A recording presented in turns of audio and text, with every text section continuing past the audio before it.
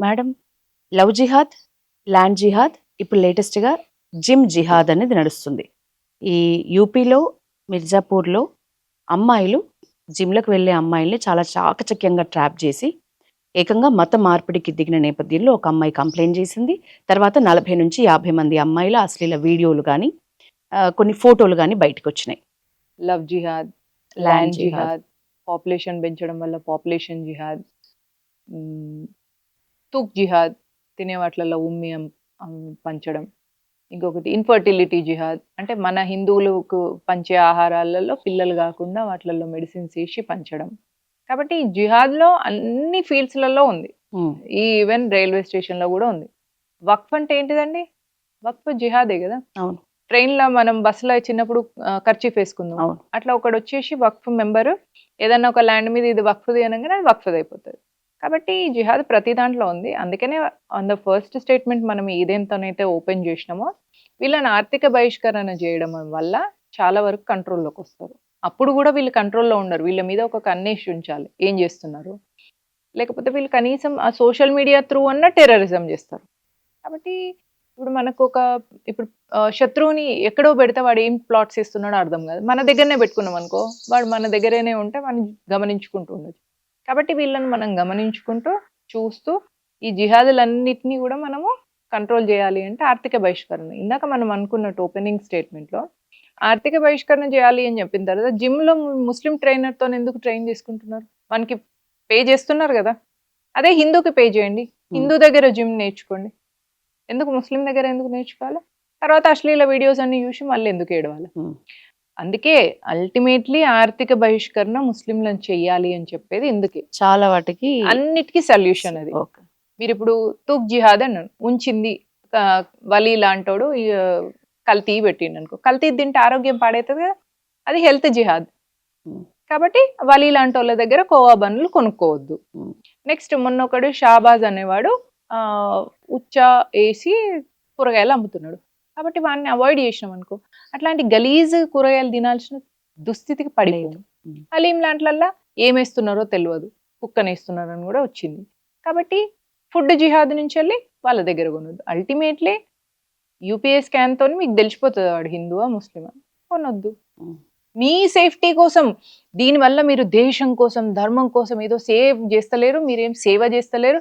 మీరు త్యాగం చేస్తలేరు. ఏం లేదు. మీరు ఉమ్ము, ఉచ్చ ఏసినయి తినకుండా, మీరు ఇన్ఫర్టిలిటీ తిని పిల్లలు కాకుండా మీ అభిప్రాయం ప్రకారం హాస్పిటల్‌లో ఎంతమంది చుట్టూ పిల్లల్ని తిరగకుండా కనడం కరెక్ట్ మేడం? ఇప్పుడు మీరంటున్నారు లింగులు ఇటుకమని ఒక్కళ్ళని ఇద్దరిని కంటారు మన వాళ్ళు అని. మరి అట్లా కనకుండా నిజానికి ఎంతమంది సంతానం ఉండాలి ఒక ముగ్గురు హిందూకి అని ఉండాలండి. మీ అభిప్రాయం? ప్రతి హిందువుకి ముగ్గురు పిల్లలున్నారు. హ్మ్. మోహన్‌జీ భాగవత్ అదే చెప్పారు.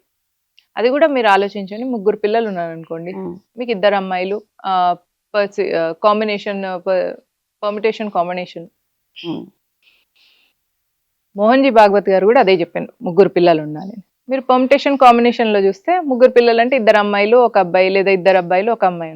ఒక అమ్మాయి, ఒక అబ్బాయి మీరు ఉంచుకోండి. ఒకరిని దేశానికి ఇవ్వండి. ధర్మానికి ఇవ్వండి. మీరు మీ బిడ్డని ధర్మానికి, దేశానికి ఇవ్వాలంటే ఆర్ఎస్ఎస్‌లో జాయిన్ చేయండి. హ్మ్. ఆర్మీలో జాయిన్ చేయండి. వాళ్ళకి చిన్నప్పటి నుంచి అవి నేర్పించండి. ఒక బిడ్డను దేశం, ధర్మం కోసం ఇచ్చినాక ఆ తృప్తి వేరేలా ఉంటది. ఇవ్వండి. కాబట్టి ముగ్గురిని కనాలి. ఇద్దరిని మనం ఉంచుకుందాం. ఒకరిని దేశానికి ఇవ్వండి. అది అమ్మాయి కానీ, అబ్బాయి కానీ ప్రస్తుత జనరేషన్ యువతకి ఈ జెన్ జీ ఏదైతే ఉందో ఆ యువతకి మీరిచ్చే ఒక మంచి మెసేజ్ అంటే ఏమై ఉంటుంది? మగపిల్లలందరినీ బజరంగ్ దళ్ కార్యకర్తలుగా అవ్వాలని చెప్తాను నేను. ఆడపిల్లలందరినీ మీ నాన్నకి ఇష్టమైన అబ్బాయిని మాత్రమే పెళ్లి చేసుకోవాలి అని చెప్తాను. మీ నాన్న అప్రూవ్ చేసిన అబ్బాయిని పెళ్లి చేసుకుంటే అది ఏ కులం అబ్బాయి అయినా కూడా మీ నాన్న ఒప్పుకున్నాడు అంటే మీ లైఫ్ బాగుంటది. తల్లిదండ్రులు ఉసురు పోసుకొని పెళ్లిళ్ళు చేసుకోవద్దు ఆడపిల్లలు. హ్మ్. మగపిల్లలు ఖచ్చితంగా బజరంగ్ దళ్ కార్యకర్తలు అయి ఉండాలి. ఇందాక మీరు చెప్పినట్టు ప్రతి శనివారం 12 గంటల దాకా డీజే పెట్టి భజన చేసి దాన్ని భజన్ జామింగ్, హ్మ్. భజన్ క్లబ్బింగ్ అంటున్నారు. కాబట్టి అట్లాంటి వాటిలలో జాయిన్ అయ్యి ప్రతి అబ్బాయి కూడా ఉండాలి.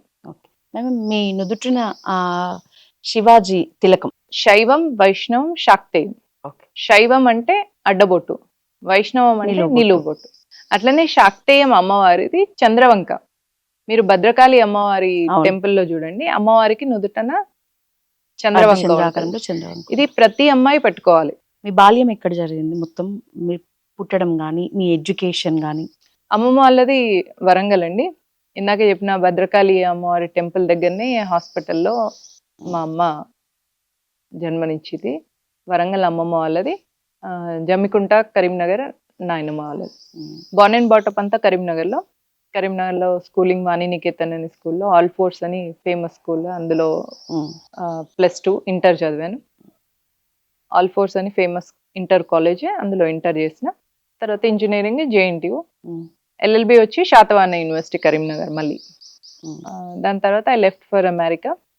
అక్కడ ఇంజినీరింగ్ తర్వాత ఆటోమేటిక్గా డాలర్ డ్రీమ్స్ తోని మిడిల్ క్లాస్ వాళ్ళం మనం అమెరికాలకే వెళ్తాం కదా, ఇల్లు కొనుక్కుంటే ఈఎంఐకి ఈజీగా ఉంటుంది. అట్లా యుఎస్ వెళ్ళాను.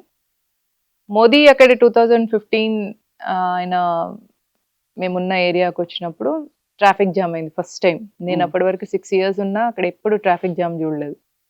ఆయన వస్తే అది ఒకలాంటి షేక్ అయిపోయింది, అమెరికా మొత్తం షేక్ అయింది. అంతకుముందు మన్మోహన్ సింగ్ వచ్చి వెళ్ళినప్పుడు అసహ్యంగా అనిపించింది, నేను ఈ దేశంలో ఐ బిలాంగ్ టు ఇండియా ఎందుకు, నేను యుఎస్ సిటిజన్షిప్ తీసుకుంటే ఈ దేశంలో ఉంటాను అనిపించింది. మోదీ వచ్చి వెళ్ళిన తర్వాత అరే ఆ దేశంలో ఒక్క పూట జొన్న రొట్టె తిని ఉన్నా మంచిదే, ఈ దేశంకి వచ్చి నేను ఎందుకు ఉంటున్నా, నేను వెళ్ళిపోతా అనిపించింది. That is the shift. అది మన్మోహన్ సింగ్ గారికి ఉన్న నరేంద్ర మోదీకి ఉన్న డిఫరెన్స్. ఓకే. కాబట్టి అట్లా ఆయనను చూసి ఆయన నాకు ఒక మంత్రం ఇచ్చినట్టు అనిపించింది. ప్రతి గురువు అంటే ఒక దేవతను మనకు పరిచయం చేస్తారు. అట్లా నరేంద్ర మోదీ నాకు భారత్ మాతాకి జై అనే మంత్రం ఇచ్చి భరతమాతను పరిచయం చేశాను. కాబట్టి ఆయన నేను గురువులాగా ఫీల్ అవుతా. ఆయన నాకు ఇచ్చిన ఉపాసన దేవత భరతమాత, ఆ మంత్రం భారత్ మాతాకి జై. వీటన్నిటితోని నేను రియలైజ్ అయ్యి ఈ దేశంలో ఉండొద్దని I came back to India. Okay. మీ ఈ జర్నీలో ఇప్పటివరకు మిమ్మల్ని పొలిటికల్గా ఇన్స్పైర్ చేసిన పర్సన్ అంటే ఎవరి పేరు చెప్తారు?